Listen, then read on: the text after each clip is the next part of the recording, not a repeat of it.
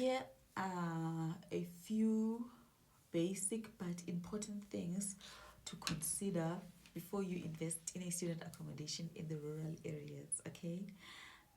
The first and the most important thing is the location. So the land that you're trying to buy and the building that you're trying to build, is it close enough to a university campus, a college, or an institution of higher learning that you are targeting? The closer it is, the better, okay? The second best thing that you need to do is to run your numbers before you invest, okay? You need to know how much is the rental on the market, how many students you're gonna have, what your expenses are gonna be, and how much net profit you're gonna make from your investment, okay? Another important thing that you need to know or to need to consider is the land use and the building approvals. So is the land zoned for residential, or is it zoned for commercial use? So you need to verify that, and you need to obtain special consent if it does not it is not zoned for what you're trying to build, okay? Another thing that you need to know is that you need to have the right infrastructure. So if you're going to be accommodating 20 students, is the sewage enough? Is the sewage line, is the sewage preparedness good for that number of students that you're going to accommodate? So you need to know those things beforehand, okay? You also need to find out the type of tenure that land or that building has. Is it a title deed? Is it a permission to occupy?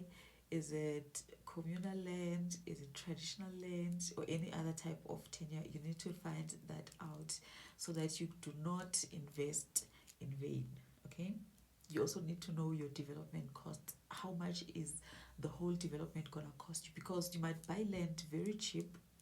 Land can be affordable in the villages, but what you're trying to build might be expensive.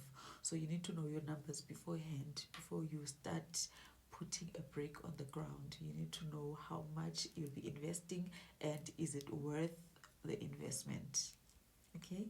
You also need to check out your competition, okay? So you need to know where the students are currently staying, what do they prefer, what does the accommodations where they stay offer. That is gonna give you an idea what kind of accommodation you also need to do. Do you need to improve from that, or do you need to just be the same level, okay? Another important thing that you should not do in the villages for student accommodation, it is to over-invest.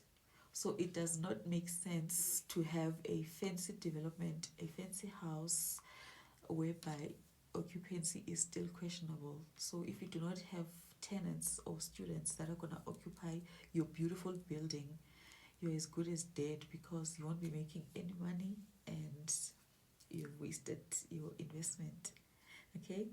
Another important thing, it is your exit strategy.